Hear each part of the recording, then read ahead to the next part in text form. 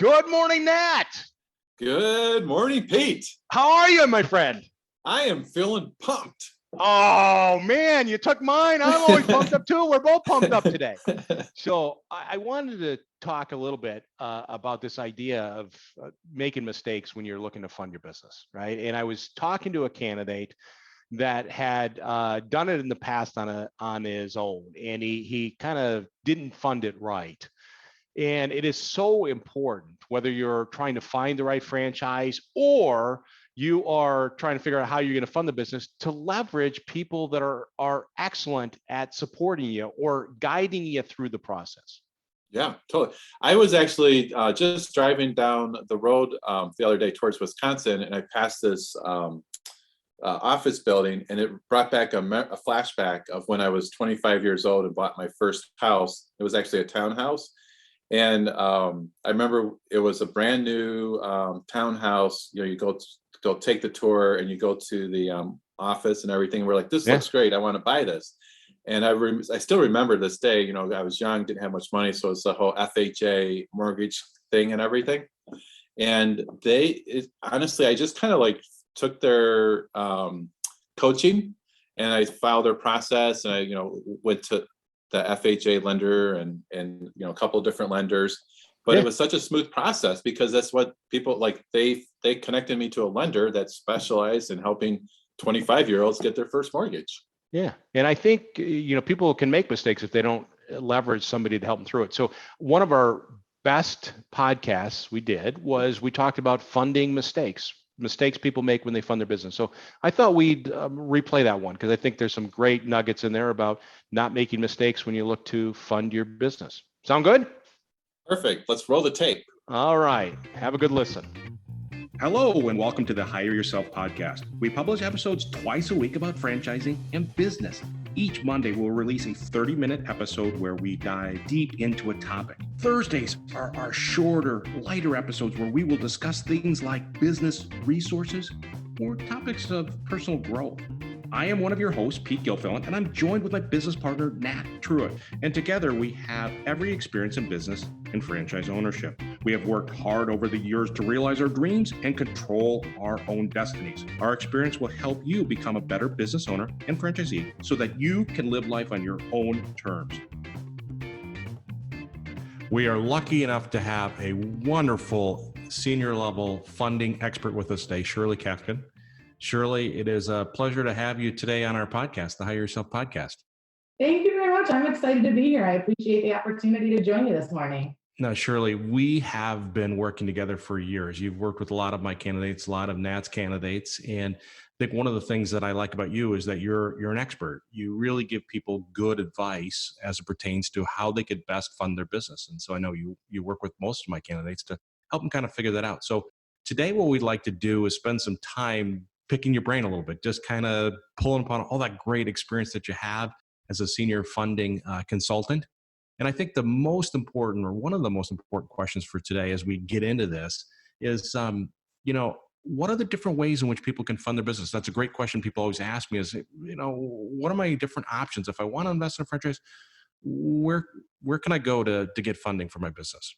Yeah, no, you're right. I mean, I think that is one of the first questions that most potential franchisees I speak with sort of have in mind is, how could I do this? And I think with a lot of the folks we work with, they're sort of big purchasing experiences with a home, and so you're used to getting pre-qualified and pre-approved. So you sort of know what you're looking for in a home. And so I think people are looking for sort of a similar experience on this side of things, and trying to understand what all of the options look like and what could be out there. So when we talk about the different ways to fund a business, there are some that are pretty obvious. You can use cash. If you have cash, you can use it. That's there. We'll talk to some folks who think about maybe bringing in business partners or family investors, which while that certainly can be a viable option for a lot of folks, there's a lot to manage there, right? When we have friendships and family relationships that sort of come into play, trying to figure out who makes what decision, if Uncle Bob's golfing 40 hours a week rather than marketing, how do we deal with that?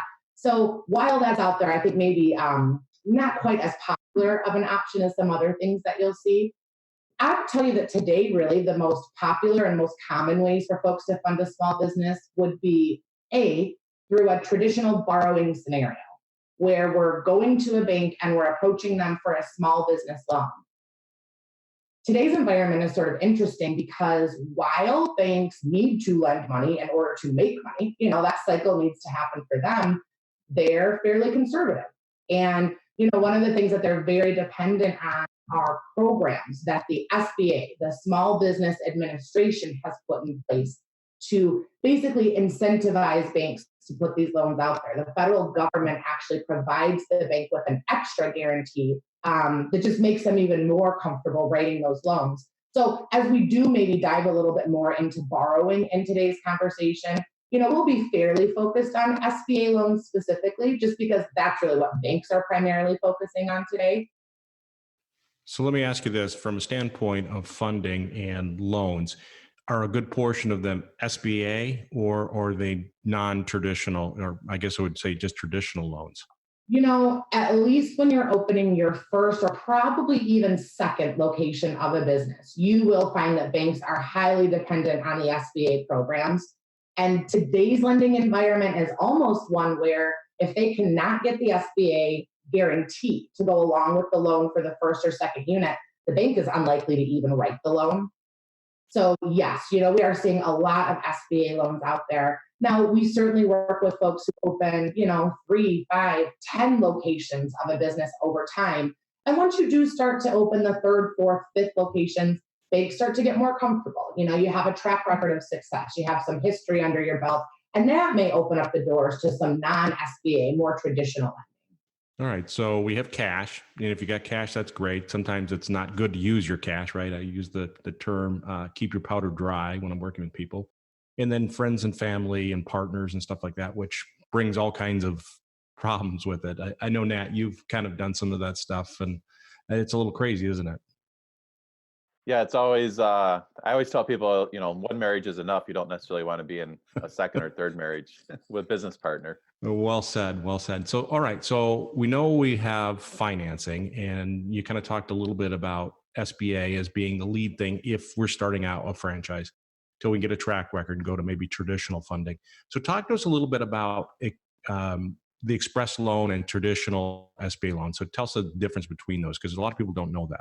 Yeah. So what you're seeing today is the Small Business Administration develops lots of programs and they kind of throw a lot of ideas out there. It's up to the banks themselves to decide which programs they want to participate in.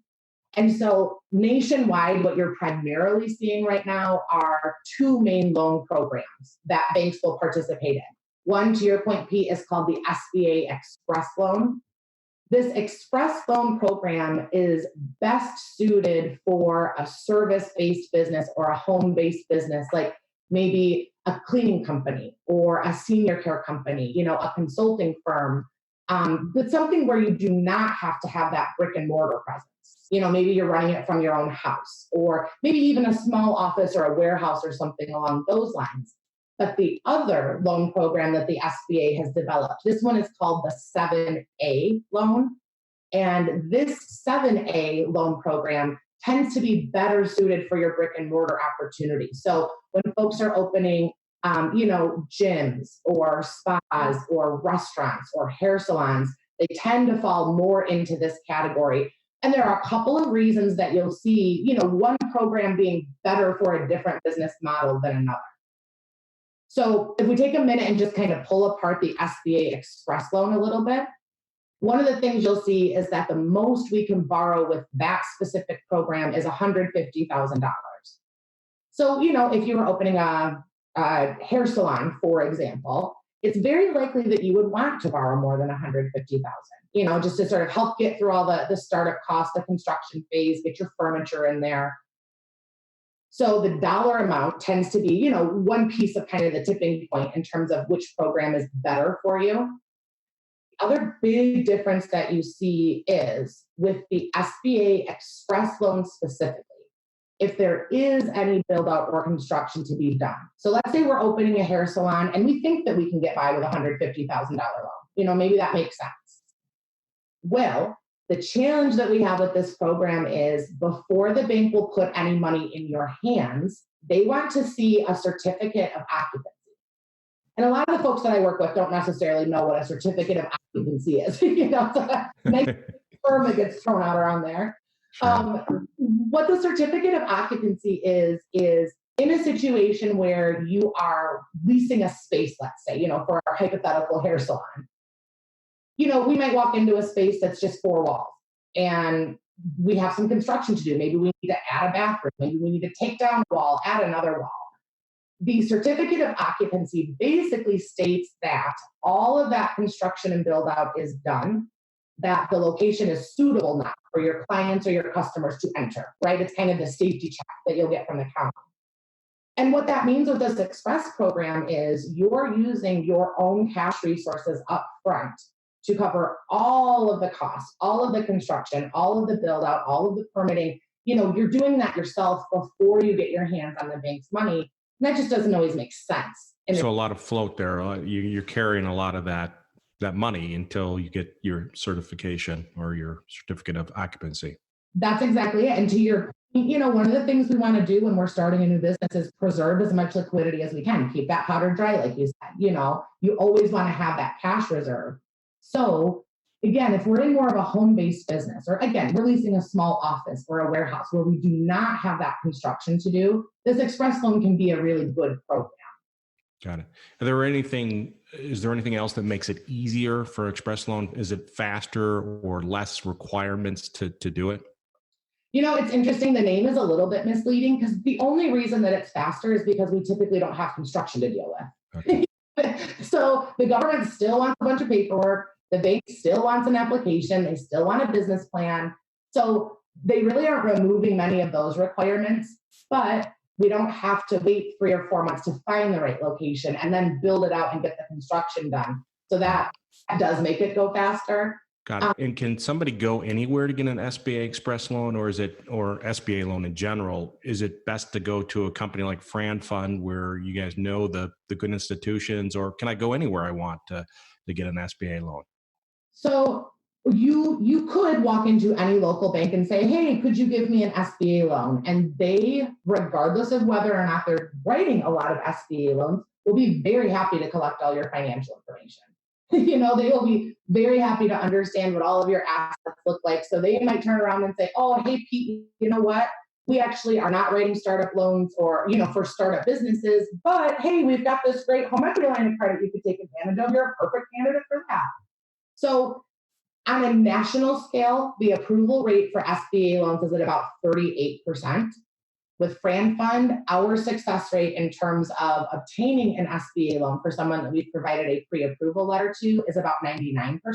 Oh, wow. That's amazing. So not only do you teach people kind of how to do it, but most importantly, you can actually get it done. So they have a lot of options. All right. No, you're exactly right. We've identified the lending institutions who are working with each of these programs. They're preferred lending providers, which means that they don't have to take every loan they're writing right to the federal government, to the SBA to get it approved. They can actually do approvals in-house, which certainly expedites things, makes things. So the question I got to ask then is does it cost more if I go to my local bank and do SBA loan, or I go to Fran Fund? Is there a difference in cost? So there is a flat fee for our service, which would be $2,500. However, it's our job to find the best interest rate, and it's our job to find the lowest cash injection that a bank is willing to offer. And, we work with a lot of folks who really hate the idea of using their house for collateral. And so it's our job to find the bank who will be flexible in that area, maybe let us use a different asset. So based on the fact that you have a much higher likelihood for success in actually getting that money in hand, and also we provide templates for the business plan, the projections, the pro formas, so you're not going that alone. And we've worked directly with the banks and lending institutions to develop these templates. So it'll be the back and forth that you would see, if you were to walk into a bank yourself. But bottom line is that it may cost just a little bit more to use a Fran Fund than a traditional bank down the street, but you have all the infrastructure behind it and you have a lot higher probability. So I understand SBA funding. Nat, any questions on SBA funding you got out there? No, Shirley makes it sound pretty easy. Some of the franchises actually get on the SBA registry, don't they? So that's actually a requirement. And that a new thing that the SBA instituted about a year and a half ago. So what the Small Business Administration now requires is every franchisor at the top level, at the corporate level, they need to provide the Small Business Administration with their franchise agreement, their FDD, their franchise disclosure document as well. And the SBA is not reviewing the information to say, hey, this is a good business, or nope, you're not going to make any money over here. It's not that kind of evaluation. But what the Small Business Administration needs to do is really ensure that the terms of the franchise agreement do not contradict any of the SBA rules and regulations. And, you know, one of the big things they look for is that the business does not discriminate. So, you know, everybody can come in and take advantage of this product or service. Everyone is welcome in our doors. Now, the service might be more suited for, you know, one group or another. But those are the kinds of things that the SBA is looking for when they do their review. So in order for any franchisee of any franchise business to get an SBA loan, that franchisor does have to be on this SBA directory. Yeah. Sounds like there's some kind of good checks and balances. And, you know, I always tell people if you follow the process, you know, you can really reduce your risk a lot. And I think just, you know, these franchises being on the SBA registry and working with Fran Fund, and a lot of agencies have basically looked under the hood of these franchises, you know, and understand what's going on. Mm-hmm. And I think the other thing that you find too, when you talk about, you know, working with a Fran Fund or a company like ours versus walking into a local bank, sure, you might be spending $25 to get our hand holding and our support, but you're also probably opening your business sooner, you know, because you're loaning more quickly. And so if you're opening your business sooner, you're generating revenue sooner, and, you know, you're getting yourself to profitability and break even sooner. So I think that ultimately you're probably ahead of the game when working with a company like ours because everything is just more efficient. All right. So I love the idea of compressing time and getting open faster. It's important, you know, I mean, that's what this is all about. So let's talk about other ways in which we could fund our franchise business. So what would be another common one people use? One that, you know, to us is very common, but to a lot of people out there is a total mystery and something that they've never heard of is there's a program, it's actually an IRS program called the Rollover for Business Startup. You'll see the acronym ROBS, ROBS, which always makes me laugh. Thank you, IRS, for that lovely acronym. You'll also just hear people sort of casually call it the 401k rollover.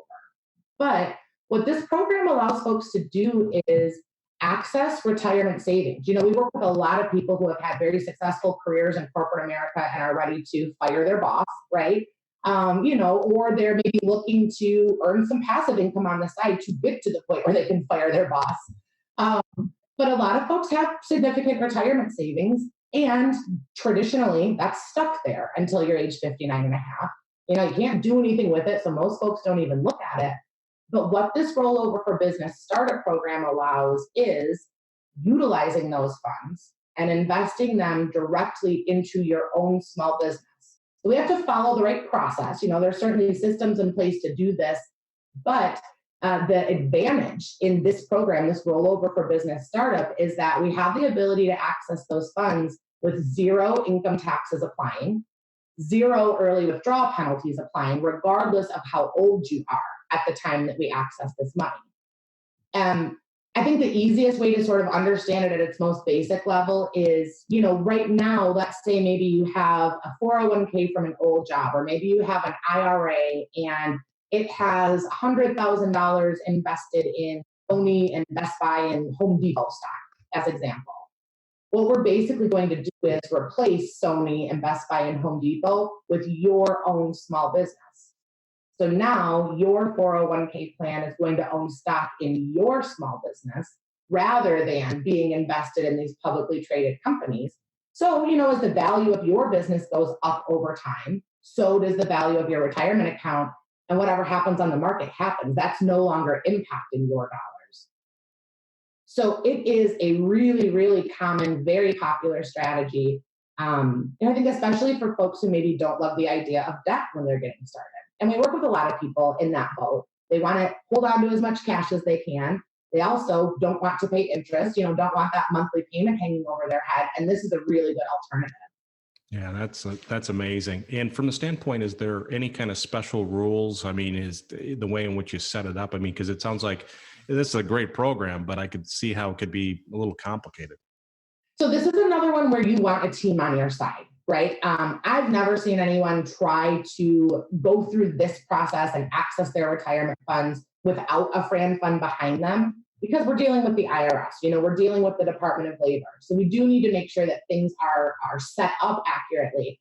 And, to your point, Pete, one of the things that you'll see with this program is when we create the business structure itself, the legal operating entity for the business, the IRS does require that it is a C corporation rather than, an S corp or an LLC are the other more common entities out there. The franchisee, so if I was going to invest retirement money into a business, I would actually become a W-2 employee of that corporation. And that's what gives me the ability to bring my retirement money over and invest in the business. Now, one thing I know is that you can't be working for the company where your 401k is, right? So to use those funds. So you have to separate from the company, or it has to be a separate 401k or retirement IRA. Right. Yeah. If you're working for Microsoft today, it's very likely that Microsoft will say, hey, listen, you can't move money out of this account while you're still employed here. You're going to have to terminate your employment relationship before you can access these funds. But on the other hand, you're working for Microsoft today and, you've got some retirement money from your past life at HP. You can keep working at Microsoft and access that HP money to get your business up and running. There are a couple, nuances that way. And can anybody do the ROPS program for somebody, or is it best to go with like a Fran fund where that's what you guys do and you do well? Yeah, no, you're absolutely right. This is another one where you would want to go with a Fran fund. We've been providing this service for over 13 years. We have attorneys, accountants, ERISA specialists, which is sort of the legislation that governs retirement planning. And that's really important because, like I sort of mentioned earlier, the regulating agencies here are the IRS and the Department of Labor. And those are not fun organizations to mess with. So, it is really important that you do have a Fran fund on to not only make sure that things are set up correctly up front and that your foundation is strong, but one of the things you get with this program is a 401k plan on an ongoing basis. So you and your employees can now make contributions to this plan. You all can save for your own retirement moving forward. And so that plan really does need to be administered correctly, and sort of have a second set of eyes on an ongoing basis. And that's what really ensures that you don't run into any issues and that this can be something you sort of set up and then set aside. Right. So the ROPS program, the way I understand it, is that I can take money that's frozen that I can't normally use, and I can take it in a way in which it doesn't cost me any taxes or any kind of penalties and like that. And I can put it into my business, and it's like investing in my own business, right? Shares. And I'm an employee of my organization, and basically I can use this, but I got to do it right. If I don't do it right, it can be a very painful experience. So talk to us about other funding sources. So we've talked about kind of the SBA loans. We've talked about the ROPS program. What else? What other ways in which people fund their businesses? Depending on the business that you're moving forward with, if you have like heavy equipment or machinery, if you have big trucks, let's say, that you need to sort of cart this equipment and machinery around, you may find vehicle leasing or equipment leasing packages.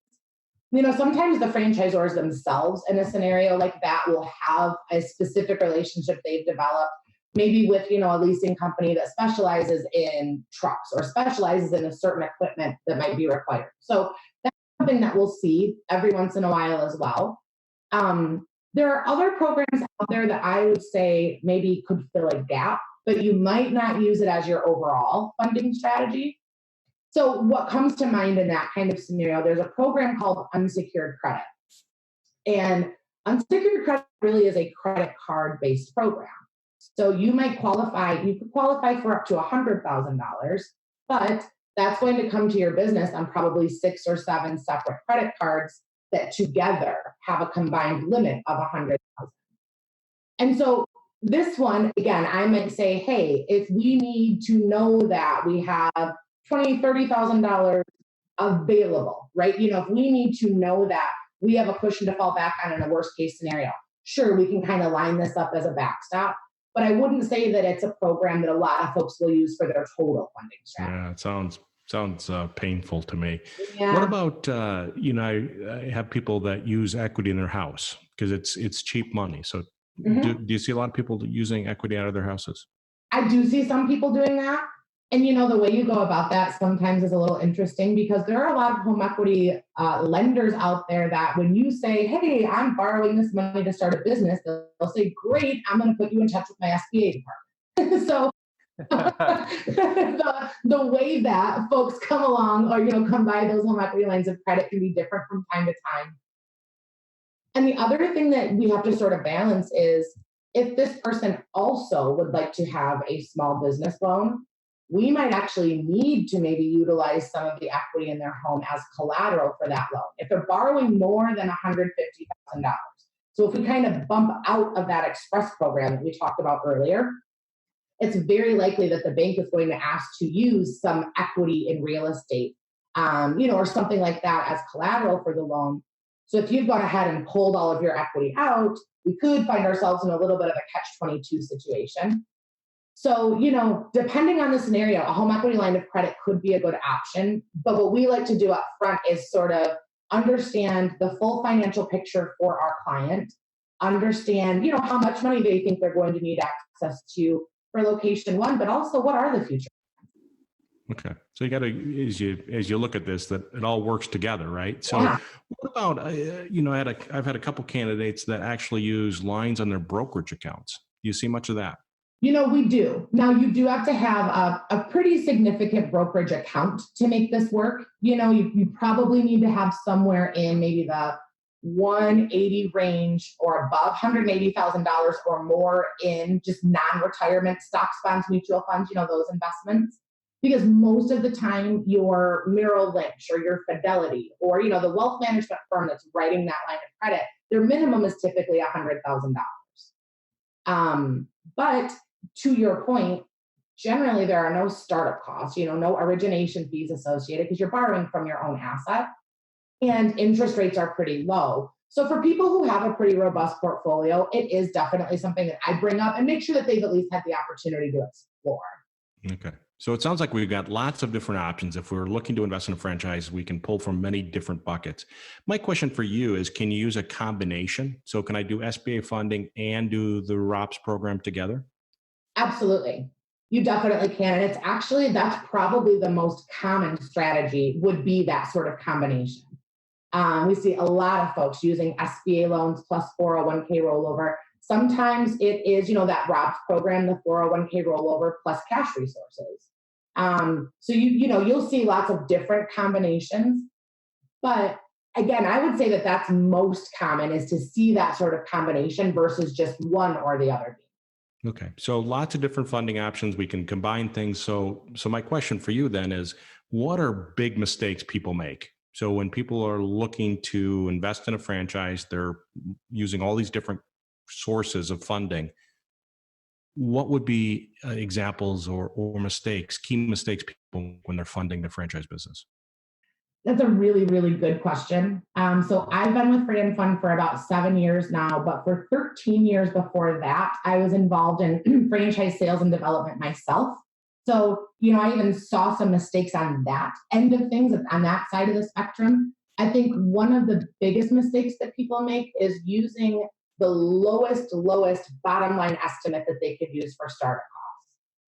So if we get a range of startup costs that says, it could cost you somewhere between $120,000 and $200,000 to open this business, I really caution against using that 120 figure when we're starting, right? We might land there, we might get lucky, we might get a really nice surprise that our startup costs were on the lower end, but we need to be prepared for the higher end just in case that's where we fall as well. And so I think that one mistake is just, up front, that wishful thinking that, yes, we're going to be at the very lowest level for investment here to make it work.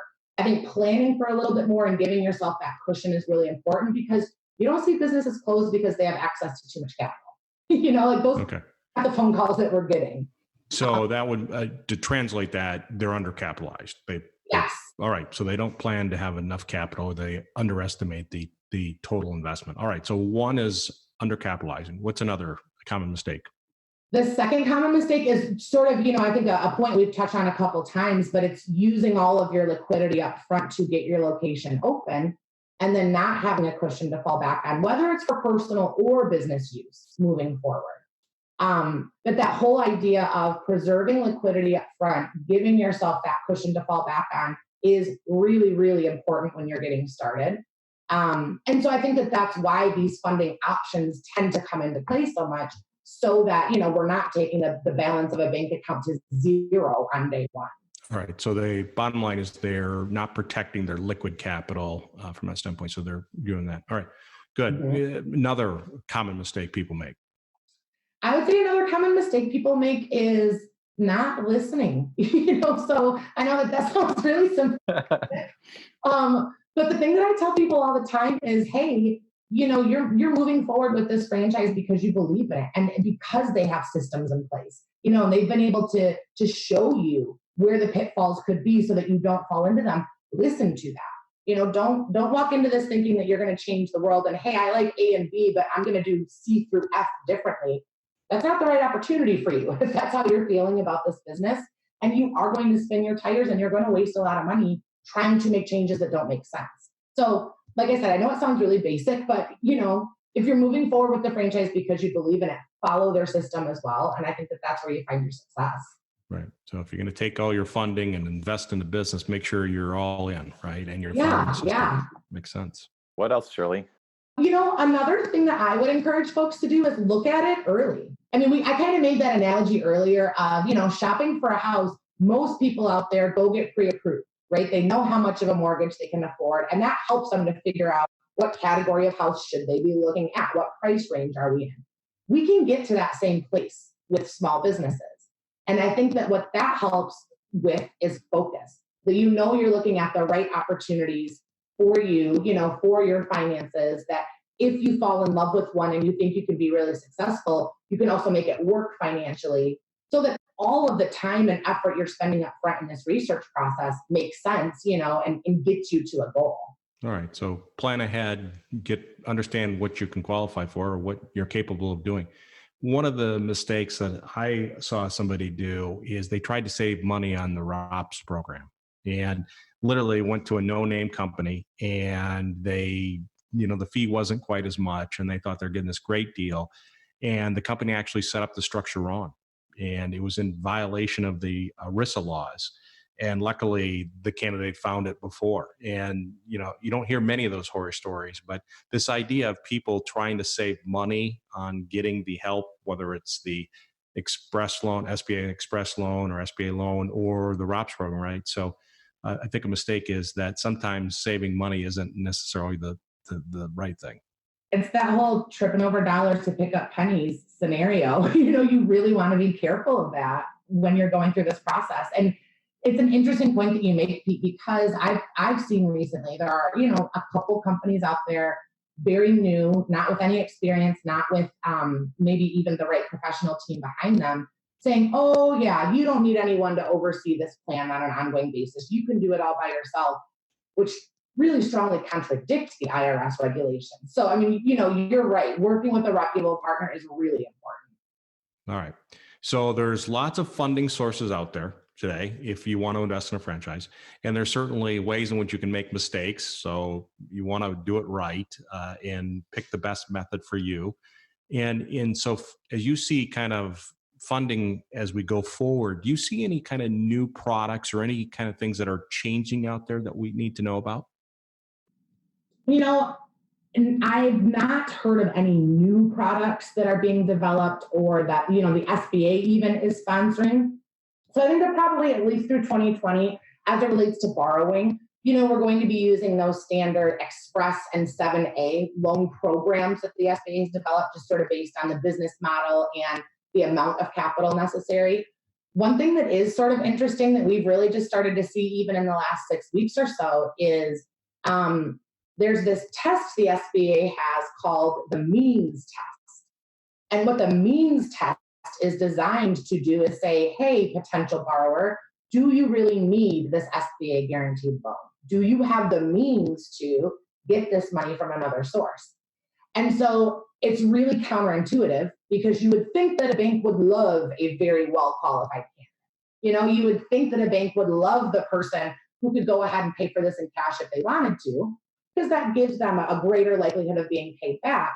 But we are starting to see a little bit of pushback on that. And so I think that that's going to be something to watch for, that interestingly, your most qualified folks out there, your folks with the largest amount of assets, may actually have a little bit of trouble obtaining these SBA loans, or we may have to jump through more hoops to prove that we need it. So I think that that's been a little bit interesting. Wait, I want to make sure I understand that, because this is the first time I've heard of this, right? So if I have $1 million in my 401k and I decide that I'm going to do an SBA loan, a 7A, right? And I'm going to do $300,000 in terms of a loan. And I go through this means process, and they say, listen, wait a minute, you got $1 million in your 401k that you could access, and maybe a couple $100,000 in cash. And so we don't know if you really need this SBA loan, so we're going to turn it down, or we're going to put you through more hoops. Did I get that right? More hoops is what's more likely to happen, because what the bank will ultimately need to do is demonstrate to the SBA that, yes, this person needs a loan that the government is backing. And the easiest way to do it, I think what will ultimately happen is, as we sort of talked about a little bit earlier, when banks are writing a loan for your first location of a business, they are adamant that they have that SBA guarantee. And so I think what it's going to be is a matter of sort of demonstrating that, okay, federal government, no, we cannot get a bank to write us this startup loan without your guarantee. Now, retirement dollars will probably not be as heavily scrutinized as just cash or non-retirement securities. So your person with a pretty hefty portfolio outside of their 401k, that might be the one that has to jump through some extra hoops. What about home equity? Do they look at that the same way they would look at it 401k, or do they look at more as that like cash available? It's more so the liquidity and the like stocks, bonds, mutual funds, your more traditional investments, that sort of thing. So 401k does not come into play as much. Home equity line of credit may, if maybe the home is paid off and they have access to some of the equity, but it becomes more about your more liquid folks, who either just through cash and savings and or a non-401k, non-IRA security portfolio, when those start to get into the hundreds of thousands, million area and above, that's when we're probably going to have to jump through a few extra hoops. And, those are not the folks who expect to have to jump through hoops to get access to capital. So it's an interesting scenario. Yeah. And Nat, you and I were talking about this the other day, about how lucky we are in today's world where there's a lot of capital available. Yeah. And so Shirley, do you kind of see this availability of capital continuing, this good availability of capital going, through 2020? I really do. There have been no signs that, SBA limits are going to come down in terms of just overall in a year, how much of these loans the federal government will guarantee. They'll kind of set caps each year, and we're not seeing that come down at all. Again, they need to lend this money. So, they're much more to lend this money to someone opening a franchise business than they are to, Shirley's hair salon, right? Because they know that franchise system has experience and training and support and marketing, and they're assessing the geography and making sure we find the right location. So even if we were to start to see things really tighten up, I think that folks moving forward with a franchise system for their first location of a business are going to naturally be in a better position, because the banks understand that model and the fact that you don't need to come to the table with specific experience yourself. The franchisor is bringing that with them. Okay, that's a great point. So if you're investing in a franchise, you have a lot higher probability or better probability of getting funding, because they understand you got the systems, the process, procedures, the support to help you be more successful. And then that ultimately, lends itself to being a benefit of working with an organization like Fran Fund, because we get to know these franchise companies. And so we're able to pitch them to the banks. So, when a Fran Fund proposal comes across the bank's desk, it goes to the top of the stack. They expect that it's a business they're going to like, then they've probably seen it from us before. And they know that the loan package is going to be accurate. It's going to be complete. They're not going to have to ask us for information. So all of that does sort of roll into just, a tighter, more efficient process for the business owner. That's great. So lots of funding sources out there. There's certainly ways in which you can combine them or leverage them together, but there's pitfalls. You can make mistakes out there. And as we see going forward, there's capital available and there's all different great ways to do it, but you have to be careful, right? As you go forward. Perfect. Yeah, no, absolutely. Well, Shirley, it has been great. We're very appreciative of everything that you've kind of shared with us today. I've learned some stuff and from the standpoint. No, Matt, anything you want to throw thank in you, here? Shirley, for joining us today. And it's always a pleasure working with you. And I know that some of the candidates recently have been getting successfully funded. So it's going to be a great 2020 for a lot of people. Yeah, I think so too. I'm excited about the year to come. And I really appreciate you, inviting me here. I'm a big nerd for franchising and funding. So I love talking about all this information and, helping people get informed as much as I can. So thanks so much for coming. You got it. Thanks, Shirley. Appreciate your time today. Thanks, guys. Thanks for listening to this episode of the Hire Yourself podcast. If you enjoyed this episode, please subscribe, give us a rating, and leave a comment on iTunes or wherever you're listening to our podcast. Hire Yourself offers some great resources on our website at hireyourself.com. And if you would like more content regularly, follow us on LinkedIn or Facebook. We look forward to you listening again to help you on your journey of living life on your own terms.